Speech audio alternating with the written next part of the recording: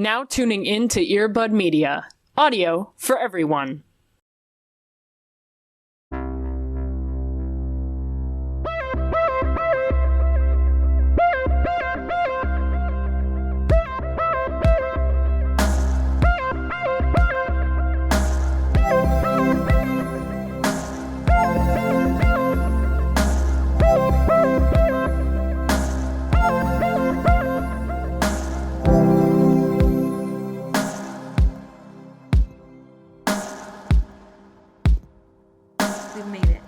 We're here.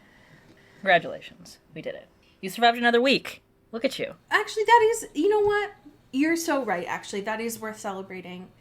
You did do it. Yeah. And I am proud of you. Listen, you got another one ahead of you, but you did it last week. We can do it again, you know? What is this headspace affirmation that you're doing for us? I love it. Listen, I'm just feeling positive vibes, you know? Is that a crime? No, it's not. Is it a crime to feel joy and whimsy and hope for the universe? Is that a crime? Apparently it is, but I disagree. I think that it's a beautiful thing. Yeah. That you deserve to feel. It is actually illegal in almost all 50 states, but nevertheless, I will persist. I will be a fugitive for joy, you know? You know what I will say is, hi, welcome to Twilight, by the way. There have been a lot of things that I've said over the last 8 years on this podcast that, looking back, I'm not necessarily the most proud of. Sure. But I will say that I am proud that we've never been contacted by the FBI for our statements. Sure. Yeah, that's huge for us. I've seen quite a few podcast clips coming out this past week that I feel like y'all might be getting a knock on your door soon. Just based on the content of it. Do I disagree with you all? No? Sure. Yeah. However, and listen, this is Loosey Goosey, this is a fun podcast, but I am aware of, you know, like, there might be at some point an FBI agent listening to this, and I want them to, you know, have their head down and sigh of like, oh, that's an interesting way to spend an hour of your week for 8 years, but not like, oh, we need to send some unmarked cars to you. Yeah. Right, we're always trying to toe the line a little bit. You know? Not really all the way, 1 foot in there. Yeah, I think that's also just the curse of having been online for so long that you do kind of need to be aware of your footprint a little bit. And it, you know what, it's a canon event. So, yeah, congrats. For sure. Congrats for you all. Oh, what a week. What a couple weeks. what a time. We're now in the 400s here. That's so wild. So that means that, you know, if you're listening to these, you really are in the advanced classes, right? Like, this is... Yeah. Welcome to 401. Welcome to Advanced Vampire Studies. We're your professors. I hope that you got a new notebook to start off this course. You will be asked to write a thesis in this, because that is what the 400s do. But we believe in you. You're going to be fine. Yeah. It'll be just fine. How are you, Mr. Joy, over there? I'm here. Listen. The fucking joy miser? I will take it when I get it, because this is not I don't feel this usually ever. So I'm going to take it. 100%. I'm going to lean in. Yeah, Professor Joy over there. Right. Yeah, that's me. That's what they call me. Yeah. I've brought a show to the space.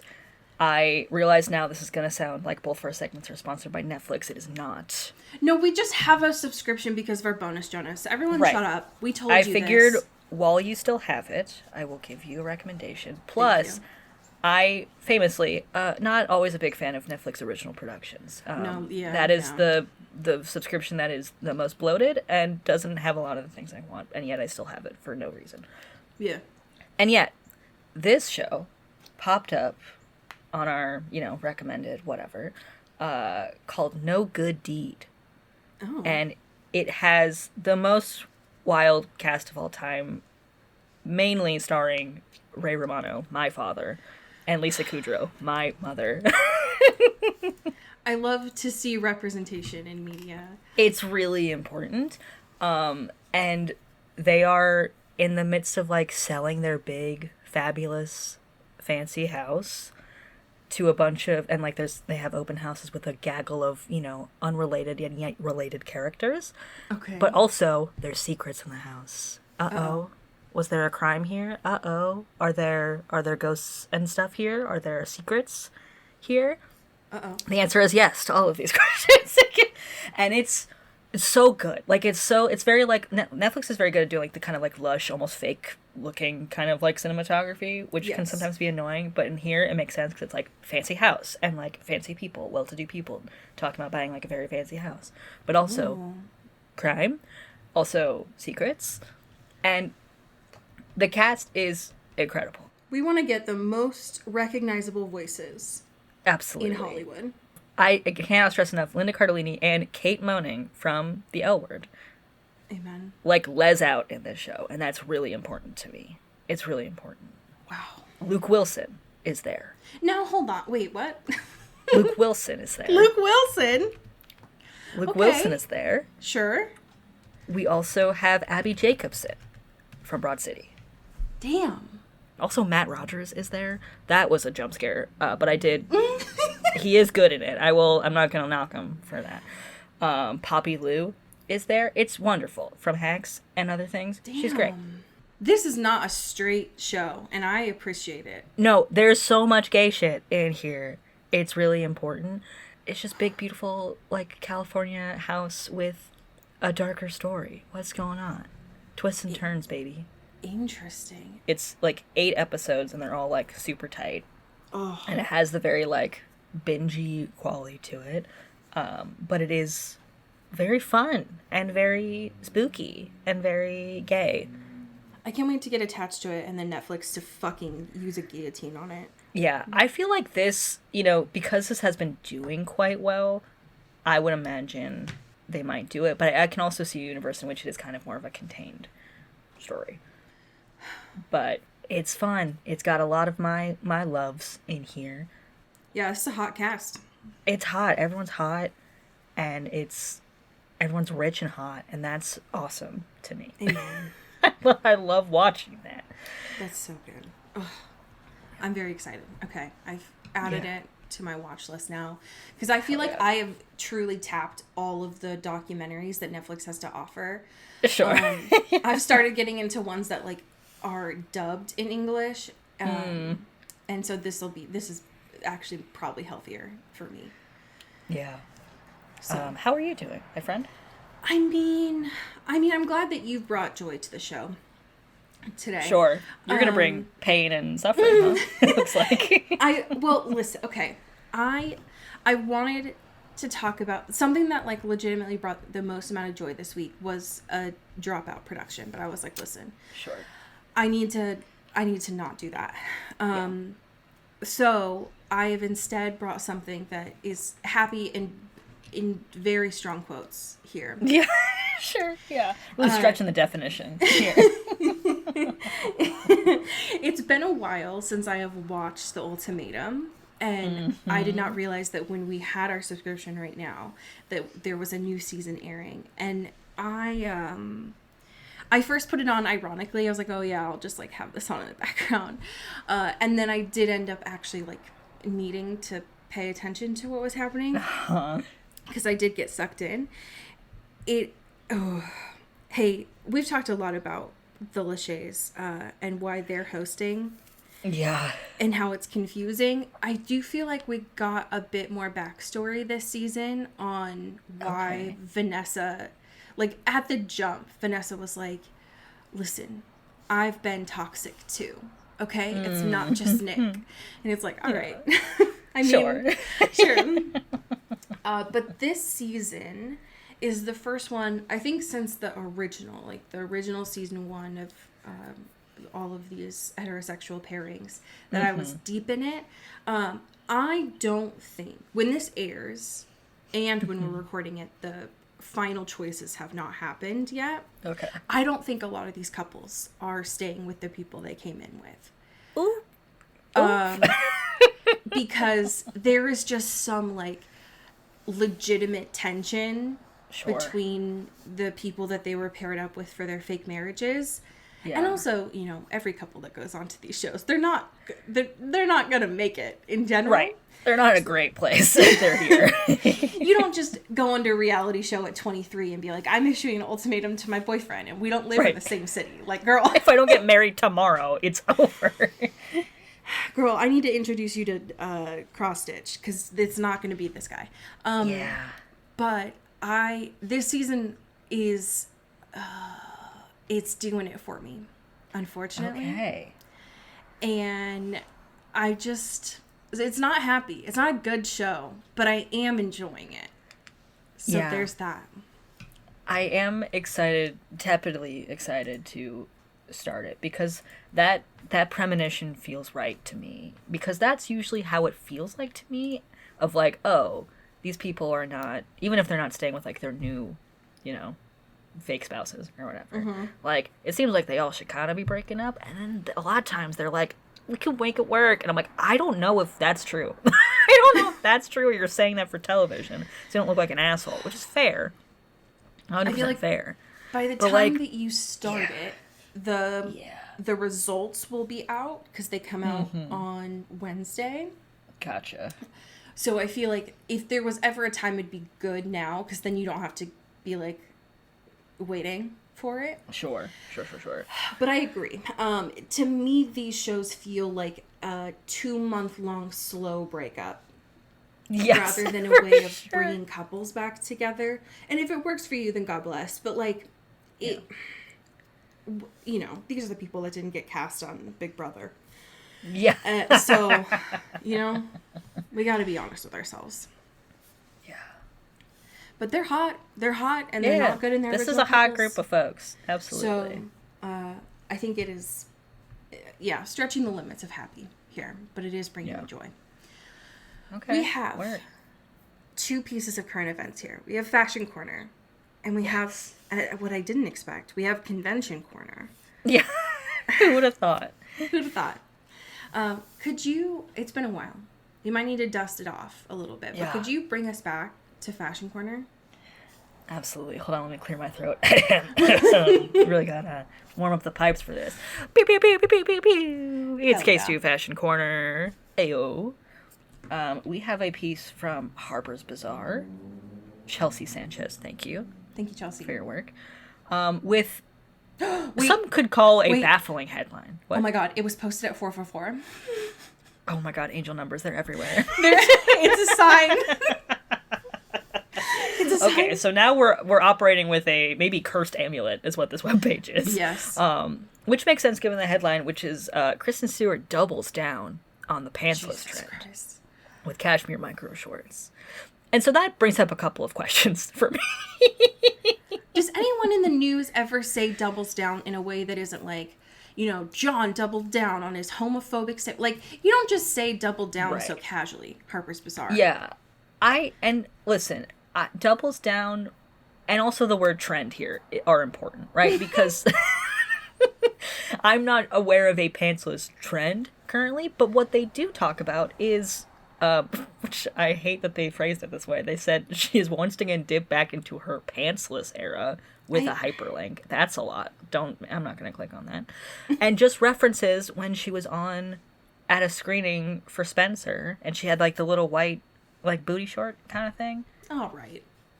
Okay. And that was 3 years ago. So I don't know if we can call this a trend.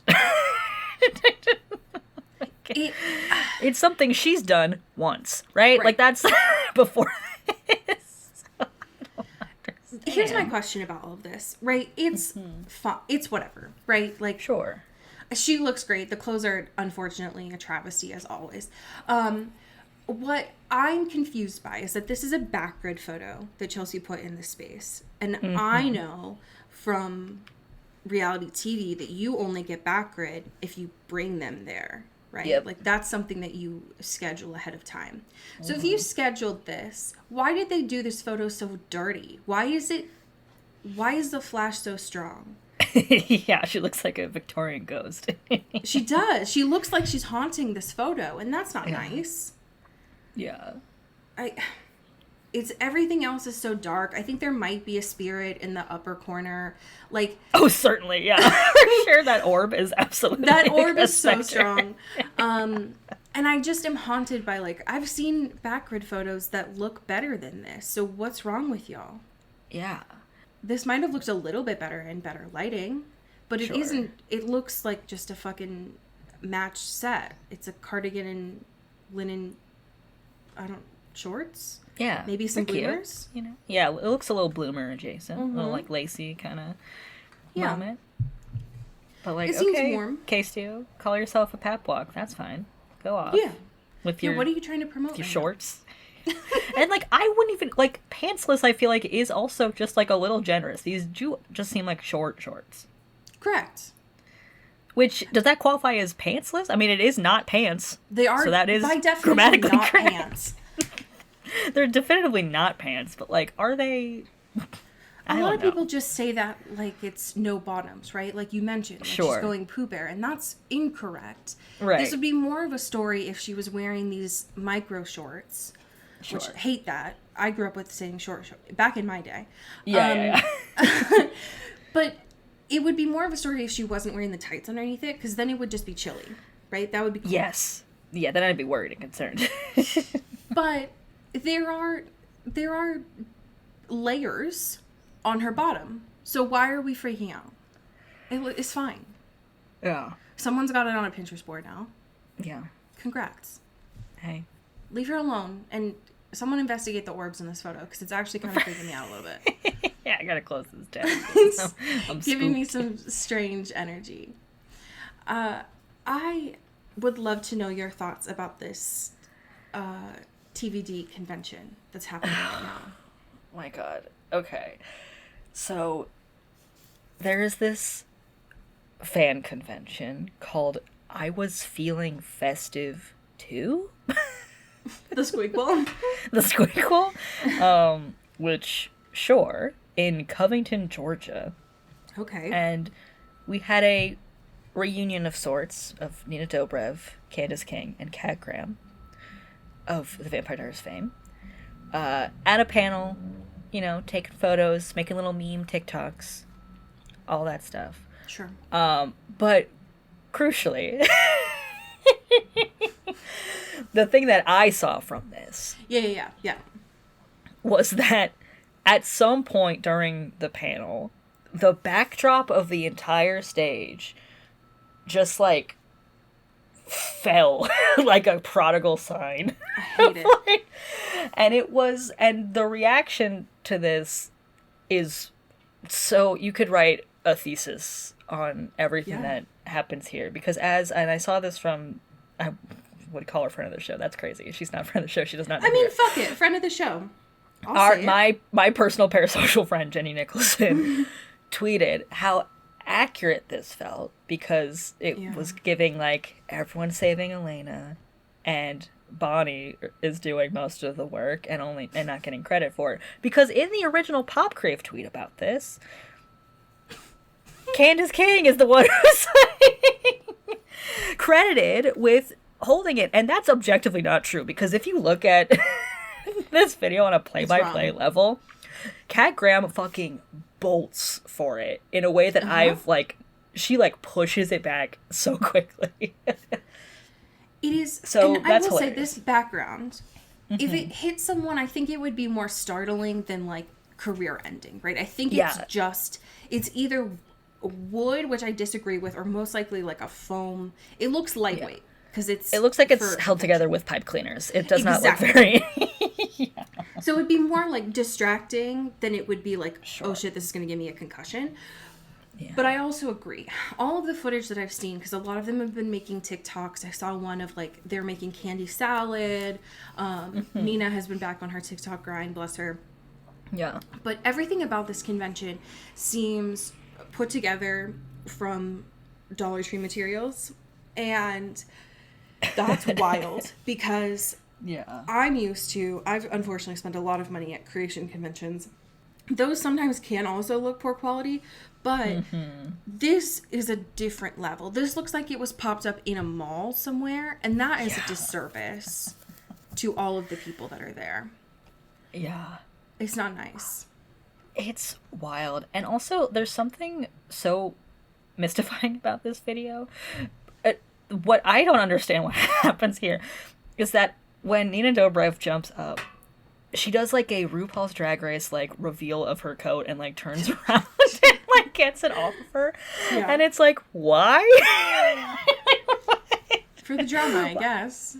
How was that the first reaction in your mind? I'm obsessed with it. It's like poetry in motion. I just am so baffled by this sequence of events. Because, like, why did she take her coat off? It's just, listen, we all do odd things. Sure, in high pressure situations, yeah. I get it. I'm just very mystified. A lot of the photos that I've seen come out of it, everyone looks glowing. Nina, Kat, Candace, they look beautiful. Yeah. I've seen a couple of Paul and Ian. They're fine. Sure. What I'm personally curious about, I've seen this man show up in a panel discussion, and he was also in another video that I saw promoted. There's this hot-ass man named, the character, named Enzo, who I need to know more about his story, because he's on all of these things. Yeah. But we have not gotten to this man yet. We have not met Enzo. No, we have and not. The actor who plays him right now in the year of our Lord 2024 is, oh my God, he's so hot. So I need to know his whole story, and if I'm going to be really disappointed if he's another fucking fascist, because I can't do this anymore. I can't open my heart again, only to just have it punted down. I want to be able to enjoy these beautiful men, okay? Yeah. It shouldn't be a crime, but it feels like it sometimes. Mm-hmm.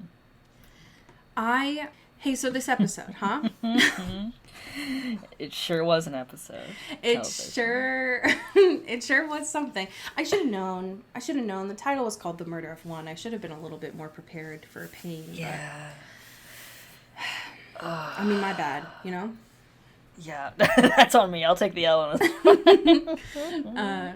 So that's my bad, I guess. How'd this do for you? Yeah. There's a lot. Listen, I feel like just the last few episodes have been so hot with it, you know? We've really been on a hot streak. And this one has had some very important things go on in it. I agree. But I was a little less locked in, as I have been. I 100% agree episodes. With you. Like, we feel like we're in a little bit of a lull right now.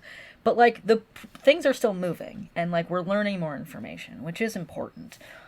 And the tensions between, you know, the trio are definitely, like, here. We're gonna, you know, we're at the precipice, right? So I get that. But, like, I feel like each thing we tap into is kind of just, like, checking in, you know? And then we're going 100%. To another thing. Which I felt a little weird about. But I did appreciate we got more of Rebecca and Damon's just psychosexual torture relationship. And they were on one this week. They were. Listen. She's out here stripping this boy of all of her vein as slowly as possible and as painfully as possible. But, like, in a horny way, ? You know? So that's a lot. That's important, though. This is a huge shout out to the Vampire Diaries wiki, by the way. Sure. I just looked, I scrolled down from the plot to the behind the scenes section of this, and apparently when this was originally airing, there was a hashtag on Twitter going on that's the Cullens are jealous. And what happened? Because that is not even relevant to what's happening in this episode. In regards to what? Like, just in general? Because that's... I don't understand. I need to know a little bit more about the context of that. But I do think that's hilarious. This was the first episode in maybe since the jump, when I was still unsure of what was happening and there was a lot of information. I had a hard time locking in to this one. Yeah. And that is wild because there are a lot of different plots happening, but I agree with you. It felt more like a soap opera in the sense of we're just going to go to 4 different plots. Yeah. And give you just a quick status update on them. And I was... okay. Right. Like, it doesn't make sense in the way that, like, this feels like this should be focused, right? Or of, like, this started with, we have one goal, right? We're getting a montage of the wood shop working boys. Like, we're cutting this tree. We're making, weapons for everyone. And, like, we have one goal and one mission, and that's to kill Klaus, because we now have, the white oak or whatever. Yeah. To do that. That's powerful enough. And yet, it felt very, like, not... Like, we're just dipping in a lot of different things that felt like not building up to, like, the foundation it has been setting for this whole season. So I'm confused. I am also confused. I think that this is the first one that we've gotten to, at least this season, that I would cut. I think that a lot of these other updates could have been pushed into other episodes, which is saying a lot because we've had very action-packed episodes so far. Sure. But right now, I mean, this is episode 18 or episode 17 of this season, where theoretically we have 5 more episodes of this season, right? Right. 21 or 22. I have no idea where we are going other than this vague idea that we've always had, which is like Klaus needs to die, right? Yeah, right. But this episode did not get us closer to that end goal. In fact, we went opposite. We got back to 0. Some might say. So, all right. I mean, listen, I had a good time in here. Yeah. There was... Ian was on one. Yes. That man, it is so clear that he does his best work when his character is chained up and being blood dry. Yes, absolutely. That's where he's most comfortable. Right. He's method. I think it's also very telling on this family that Rebecca and Klaus have, in what looked like a room pulled out of Versailles, just there are chains all of a sudden, and you want Damon to bleed there. Like, okay, who are you going to make clean up for this? But I found it hard. I found it hard to lock in, which is wild, given what happens this episode. But I had a hard time locking in because I was like, damn. Bonnie is still being kicked to the curb, being the last one chosen for all of the games that we're playing here. And Caroline is having to... They're making our characters flat, I think, is the problem, and it's pissing me off. Yeah, right. Like, why is Matt more useful currently in this group of people than Bonnie or Caroline? That's objectively just bad and incorrect. Like, why? And, like, Bonnie, it makes sense because she's, like, kind of trapped and forced to work with us because he's, like, dangling, I could find your mom, here's a video of Jeremy, I know where he is, fuck you. Like, so she's in a compromised position, and I get that. But also, like, what the fuck are we doing here? And why is Matt, like, as important? Literally. When these ladies have been doing the fucking work, capital W work. I can only assume it's because Tyler's not there. Yeah, and right. We don't have Jeremy, we don't have Tyler, so they're like, all right. Like, let's make him big bad. Or also big working, right? Yes. But I agree with you. I was unclear, and it is not Bonnie's fault, because Bonnie did not have a lot of control for most of this episode. But why is it that when Stefan and Damon are planning this out, they've decided that Caroline is not in this, like, main action sequence, and instead is going to focus on empathy and forgiving Rick and having to, like, console him when he killed her dad. And, like, fuck her dad, right? But, like... Right. Also, come on now. Yeah. We need to knock it off. Because Caroline is better than that. She deserves more. And also, she used her spidey senses more this episode than either Stefan or Damon did. Yes.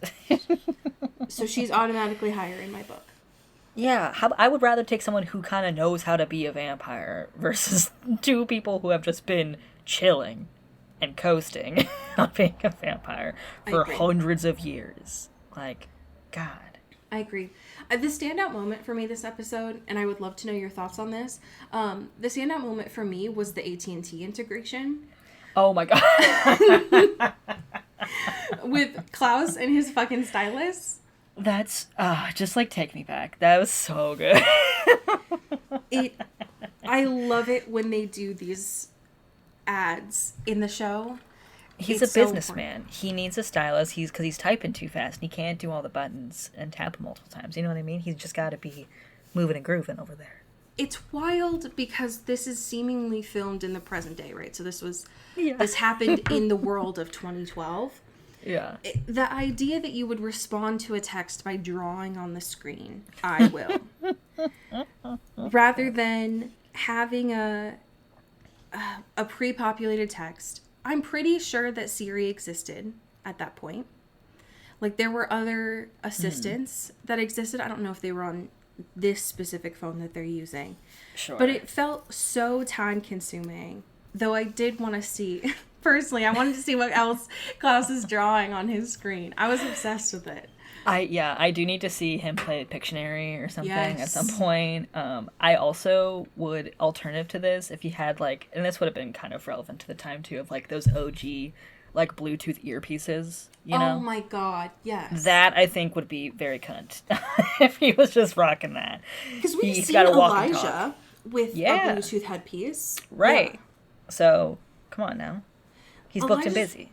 Elijah's was a little bit more low-key. It was a little bit more like what we know of like AirPods now. Klaus, to me, feels like he knows that those exist, but he would get one of the Britney Spears microphones instead to be a pop star. Yes, absolutely. And the idea of this asshat walking around with a Britney Spears microphone so that he can be hands-free is very funny to me. Yeah. I need it. I would love to know your thoughts on Sage. Oh, God. My girl. So we knew this, like, Finn thing was coming, and it was being teed up. And they have this, like, interesting conversation, and, like, you can tell there are very different, ways of being and operating in the vampire universe.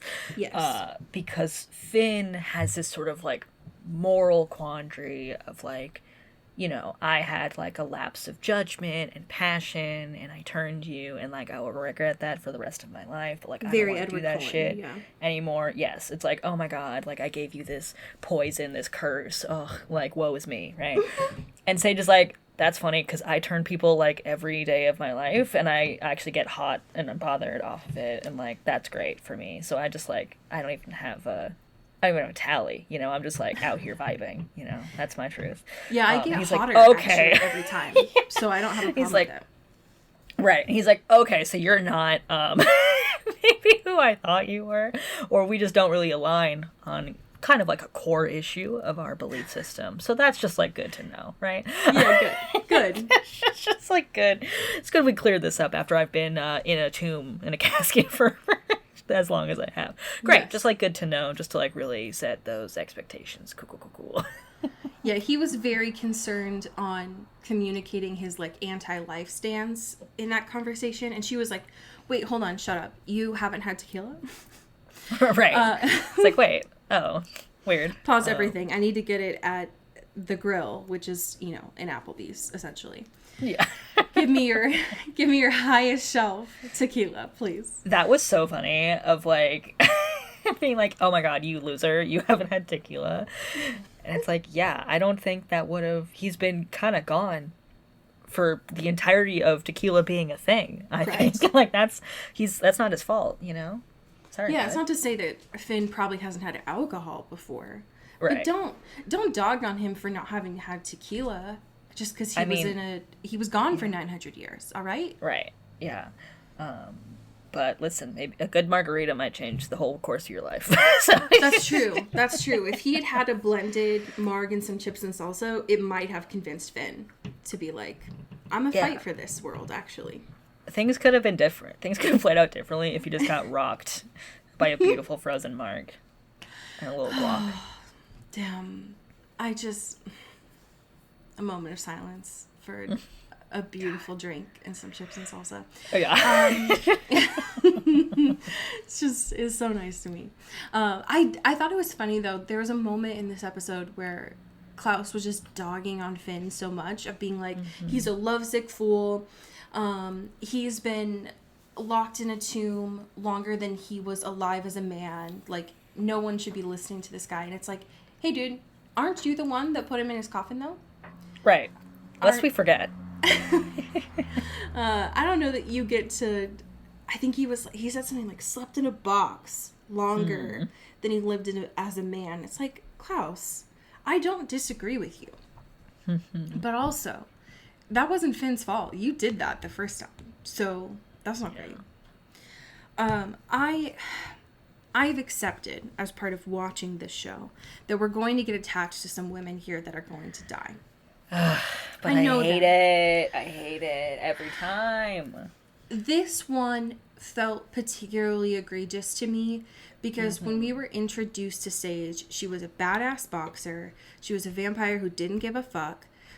She was morally ambiguous. And then to have her go out this way of only focused on love from a guy who turned you. So weird power dynamic there, Sage. Not your fault, but still weird. And then to find out that she just gets got immediately.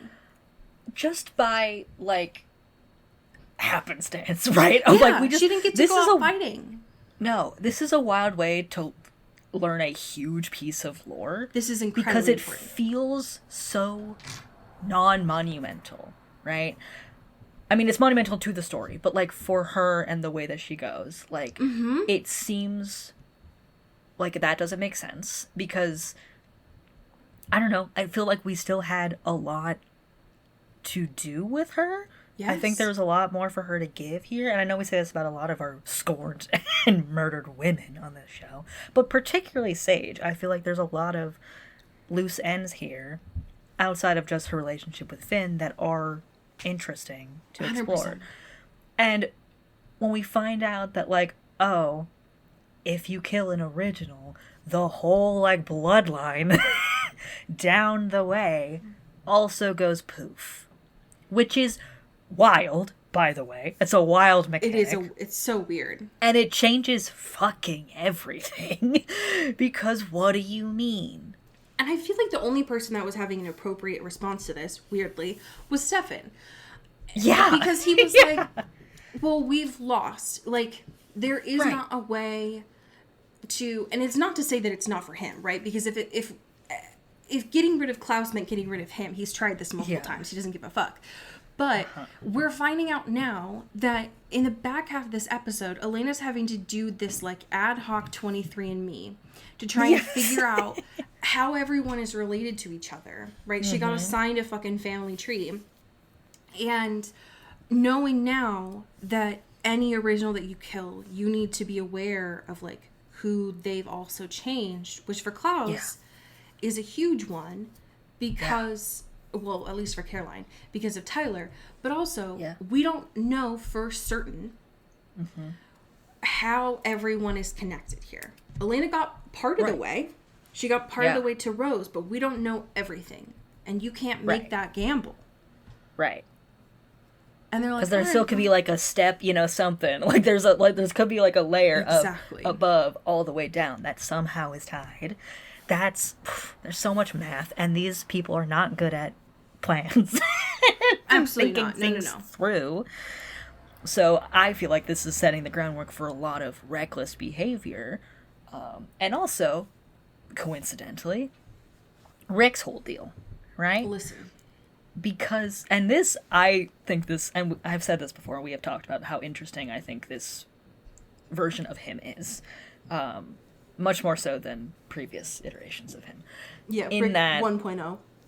And, like, the whole, like, now it's kind of going full circle a little bit of, like, the vampire hunter of his lore, right? Plus this, like, newfound alter ego, I suppose, for cheating death all these times, have kind of fused and could be the catalyst for this reckless behavior, right? Oh, 100%. Of, like, yes. If he goes night-night and becomes evil Rick and has, you know, a powerful weapon that could kill Klaus or any one of them and also eradicate the entirety of vampires, including even Stefan or Damon or any of them, he could just do that and not know.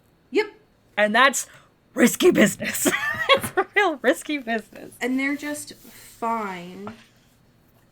Well, seemingly, right? Like, we didn't get Damon's full reaction because he had to, like, fix it real quick to be with... Sure. To be with Rick at the end. But this is a monumental piece of news to happen in what was seemingly like... Listen, plot happened this episode, but it was kind of like a boring episode, I'll be honest. Yeah. Because this does change everything. I am personally curious now because we saw Rick taking the herbs, and we know that Rick is not interested in this alter ego. Yeah. So I'm personally interested to see where this goes. Yeah. If they're going to be, like, fused together. But I don't know right now how that connects to the ultimate goal that the brothers have of getting rid of the originals. Because that doesn't seem possible anymore. Yeah. And, like, also with Rick, it's interesting how they're really not taking his deal seriously. No, not at all. Like, the way that Rick is like, hey, I don't really feel comfortable wearing the ring, you know, because it turns me into a serial killer murderer at night, and I'm not really about that. And Damon's like, nah, don't worry about it. It keeps you safe, so put it on. And it's like, hey, man, appreciate that. I do think we need to kind of be a little more alert about, I don't know, the whereabouts of Rick, his whole deal. Like, we should treat this as, like, Suicide Watch, essentially. Like, 100%. we need to kind of just be, like, all around here. And why are we leaving him to his own devices? And yeah, he should never be alone. Never. Not whatsoever. I think we need to be a little more just aware of the situation. Especially since he's a rogue killer. Right. When he doesn't realize it. That seems important. To just keep some ties on. I know we're all busy, but... It's so on brand, I guess, for Stefan and Damon to be like, I don't give a fuck that you got changed by Bonnie yesterday. You need to use a table saw in your apartment to break this sign up into 12 stakes. So it's like, get it together, Rick. And it's like, you know, sometimes I agree with that. Rick does need to get it together. Oh, but in course, this case, it's not Rick who needs to get it together. It's his fucking alter ego. So y'all need to be paying attention. But they can't possibly focus on one thing additional on their plate. Right. It's impossible. It's like, ugh, I don't want to babysit Rick tonight. You said you would do it this week. God. I mean, I have to imagine that he is going to go full baddie, and Klaus is gonna try to get him on their side or whatever. Yeah. But I don't know. I'm not sure how that ties into it. I'm not sure, other than the obvious, right? Other than Klaus having Cole watching Jeremy just for, like, insurance purposes. Yeah. I don't know what he wants with Jeremy. And we still also don't know the impacts that dying has had on Jeremy's psyche either. Yeah. And it seems like with next episode we might get some of those, which I'm intrigued by. But there was just a lot happening here of like, we need to and I think it was mainly just because it was so segmented.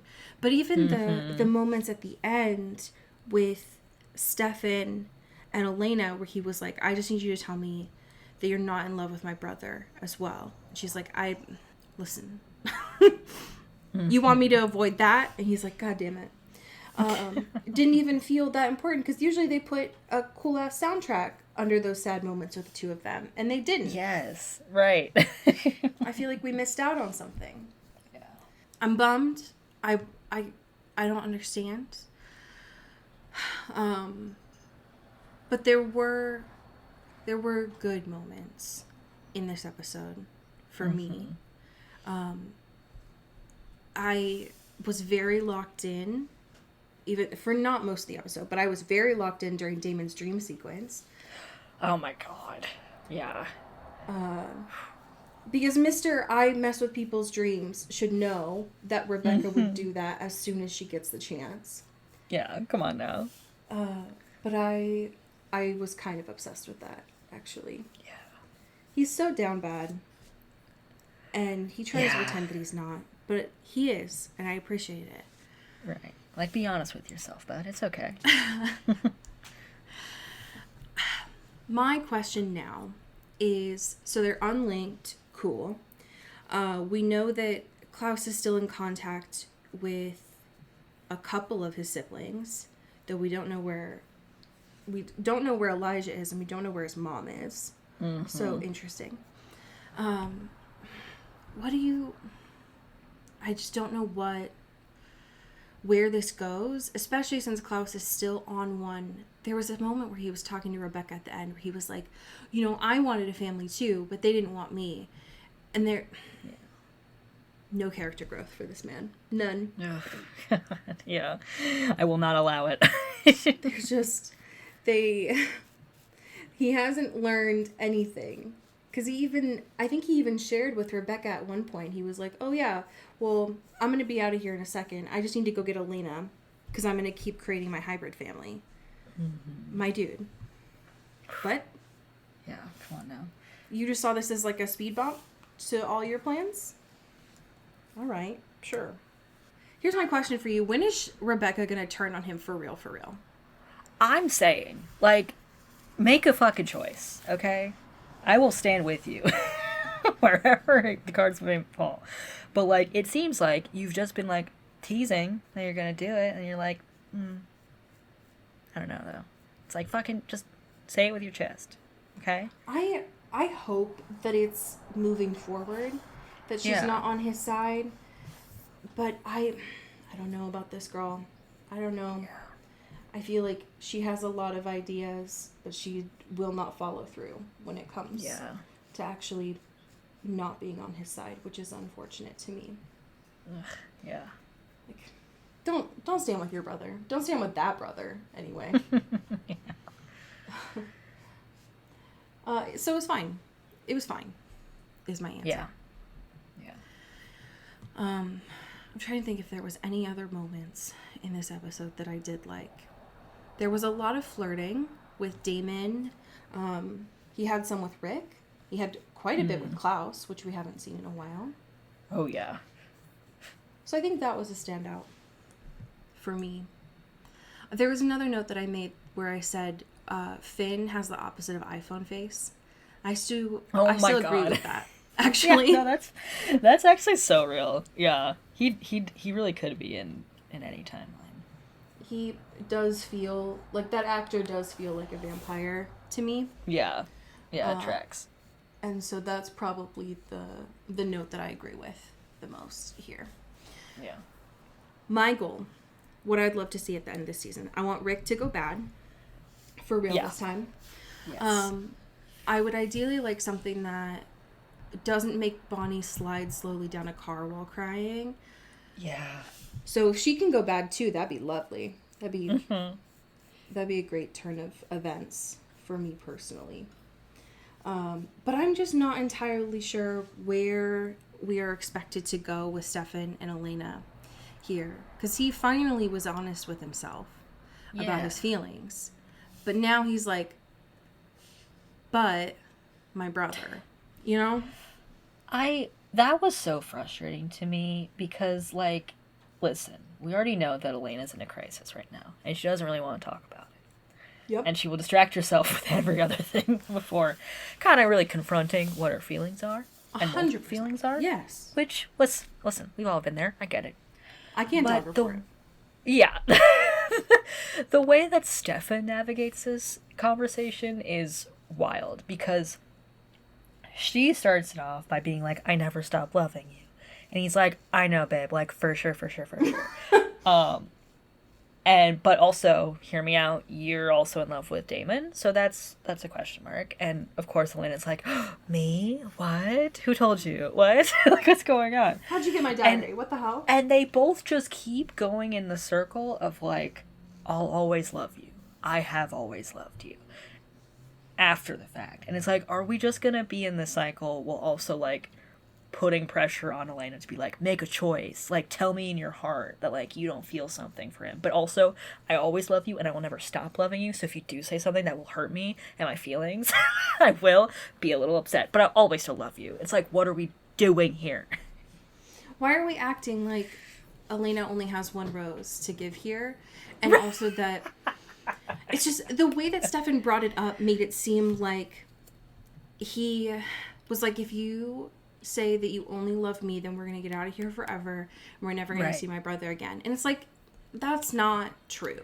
We all know that's not true. Right. Yeah. Also, you can't do that. There's a lot of shit going on right now. Like, yeah, you have a lot of you got a lot of things that you need to finish before you can kind of fuck around a little bit. I think it was just the lack of, he's doing a lot of pain on himself in this moment. And not recognizing what that means for Elena, in the sense that he's like, I understand everything that I left behind. I understand that I pushed you to this, but then he's it's like, all my fault, you know? Yeah. Yes, exactly. And then he's like, but wait, you can't actually love my brother though. Like, right. Like, I know just that to be I clear, pushed though. you.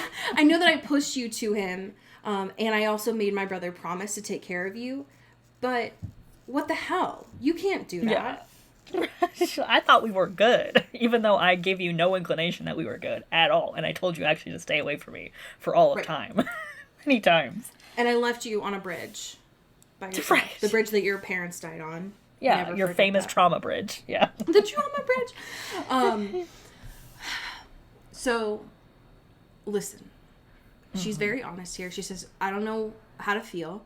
Which is fair. She's 18. Stefan, leave her alone. Go get a job. And I don't think that they should all be together because that's too much trauma. And also none of them can communicate effectively.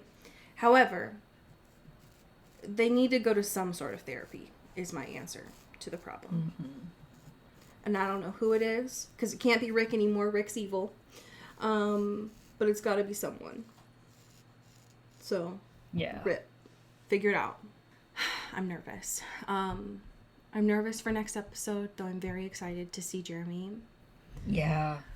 My boy. I missed him. It seems like they are going to Denver to see how he is doing. He looks beautiful. Mm-hmm. So I'm very excited. But I'm also worried, you know, did they drop him off with a cult? Like, what's going on, you know? Yeah. Like, is he going to come back brainwashed a little bit? Like, what's going on? What's the situation? My worst fear is we're going to find out that Jeremy's been selling, like, Cutco there, you know? Like, no. Like, Jeremy, you've gone down a path you can't come back from. Wait. I know that you want to be, you know, not like other girls, but please don't go into an MLM, Jeremy. It's like, guys, you just got to think about your alternative revenue streams, you know? Have you ever thought about being your own boss? Have you thought about supplemental income that could become your full income? Jeremy, no! Yeah, no, Jeremy. Stop. He's like, how do you think I afforded this puppy? Jeremy, no! Yeah. Now, if he was selling Pampered Chef, I'd hear it out. Yeah. Just because Pampered Chef raised me. But sure. Not Cutco, Jeremy. Yeah. Don't be like every other guy in my high school in 2012 that was selling Cutco. You know? Be better. Be better than them.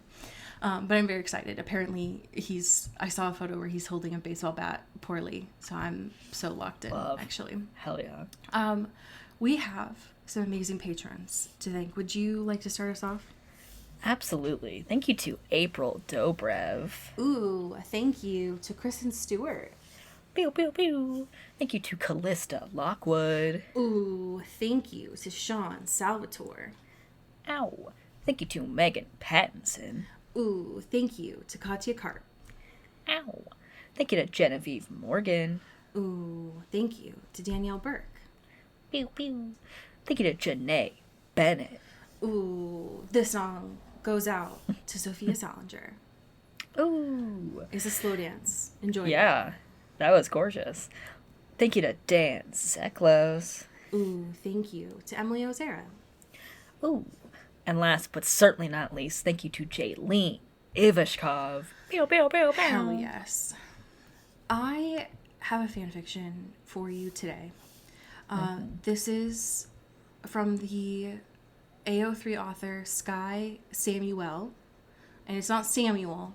There's an L. Like E-L-L-E at the end. Samuel.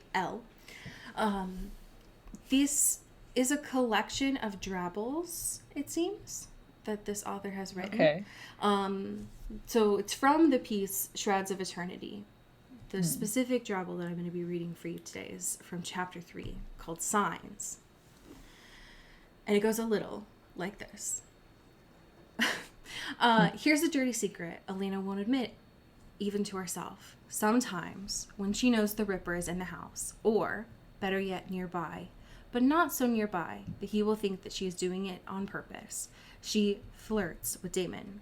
Small, meaningless things that aren't necessarily to be interpreted as flirting, but still feel out of place. Leaning towards Damon a bit too much in conversation, casual shoulder bumps, smiles, teasing lines, small things that once belonged to her Stefan, not Klaus's Stefan. And then she waits for a sign of mean-tempered anger, watches covertly to see if her Stefan is coming home yet. But the Ripper is always the only one who looks back at her in indifference. Sometimes it's worse, and it's Damon looking back with soft eyes and softer features, like he thinks that finally, she's coming around to feeling what he feels. It breaks her a little to know it will never happen. Hearts are not something given by halves, and hers is still hungering, grasping blindly for signs that Stefan still exists, somewhere she can reach. She will believe in anything that brings him back to her. And see. Dang. Okay. I need to see this, Elena. I need to see Elena. Like, wake up, girl. Come on. I need you to lock it in and make these two be on their best behavior with you. Even though we don't have the Ripper anymore. We're just back to sad rose tattoo Stefan. Yeah, just useless. Just all talk, no action. At least be killing people if you're going to be this moody. You know what I mean? No, for real. Like, if you need to get it out, then figure out the problem with Klaus. And don't just sit here with no inaction. It pisses me off. Yeah. I'm very excited to see Jeremy next week. It's bringing me hope that the show will lock it in for the last few episodes of this season. But you have some amazing Netflix recommendations to watch in the meantime. Yeah. And as we say here in the Pacific Northwest, get bit. Ooh. Ow.